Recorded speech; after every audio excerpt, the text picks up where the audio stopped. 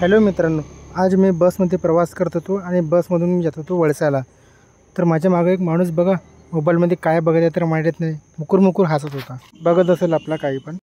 मग आम्ही ब्रह्मपुरीच्या समोर आलो. तिथे एक नाल्यामध्ये एक पुलाचं काम चालू होता आणि त्या पुलाच्या काठाला एक माणूस काहीतरी करत होता. आधी असं वाटलं की तो टॉयलेट करत आहे, पण तो खेकडे पकडत होता. तुम्ही कमेंट करून सांगा बरं, ही कोणती नदी आहे. बसमध्ये प्रवास करताना आम्हाला खूप जोरात भूक लागली होती, तर आम्ही एका दुकानामध्ये नाश्ता करायला आलो होतो. आम्ही फटाफट नाश्त्याचा ऑर्डर दिला, बाबांना पण ऑर्डर दिला आणि नाश्ता बनवायला तयार केला काकाजीने. हे बघा नाश्ता आमच्यासमोर आणलेला आहे. या तुम्ही पण या नाश्ता करायला. तुम्हाला काय आवडते कमेंटमध्ये नक्की सांगा. मी तर नाश्त्यामध्ये ब्रेड पकोडा मागवला. मग आमचा नाश्ता झाल्यानंतर आम्ही निघालो पायदळ आपल्या ठिकाणावर जायसाठी. पण ॲटो काही भेटत नव्हता आम्हाला. आम्ही ॲटोची खूप वाट पाहत होतो, पण ॲटो काही मिळत नव्हता. काही वेळानंतर मला ॲटो दिसला आणि ॲटोवाला आला. ॲटोला विचारलं, ॲड्रेसने सांगितलं कुठं जायचं आहे, पण तो खूप जास्त रेट सांगत होता. फक्त 500 मीटर जायचं होतं आणि तो 300 रुपये मागत होता. त्याला वाटलं की आम्ही नवीन माणसं म्हणून तो काही पण रेट सांगत होता. तर आम्ही तसेच लगेच पैदळ निघालो आणि आमच्या ठिकाणावर पोचलो. दुकानात पोचल्यानंतर बघा तुम्ही बघू शकता इथे खूप गर्दी आहे.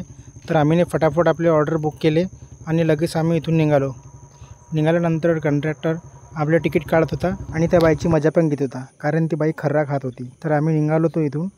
संध्याकाळची वेळ झाली होती. तुम्ही बघू शकता ही आमची वैनगंगा नदी आहे.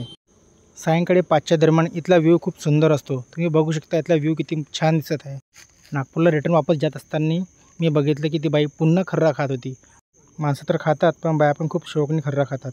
आणि बघा पुढे किती मस्त बांधून ठेवत आहे, खर्रा पडला नाही पाहिजे म्हणून. ज्या बसमध्ये मी बसलो होतो त्या बसची खिडकी बघा कशी आवाज करत होती, पूर्ण तुटली होती. असं वाटत होतं की उडते की काय छत. त्यानंतर आम्ही आलो भिवापूरमध्ये बस थांबल्यानंतर काका आणि काकू शेंगदाणे आणि शिंगाडे विकायला आले होते. काय करताना पोटाचा गुजारा करायसाठी येतातच. मग पप्पाने एका काकूकडून शिंगाडे घेतले. शिंगाडे करताना खूप भाव करते ते पप्पा आणि तिच्यासोबत मजा पण घेत होते. त्यानंतर पप्पाने मला पण शिंगाडे दिले, तुम्ही पण घ्या. शिंगाडे खाल्ल्यानंतर बसमध्ये बसून कंटाळा येऊन गेला की मला झोपसुद्धा लागत होती. पुरं दिवसभरच्या थकवून गेल्यासारखा वाटत होता. तुम्ही बघू शकता माझी हालत कशी झाली आहे. पुरा चेहरा बिघडलेला आहे, केस पूर्ण वाकडे इकडे झाले आहे. तर चला मित्रांनो, भेटू दुसऱ्या ब्लॉगमध्ये.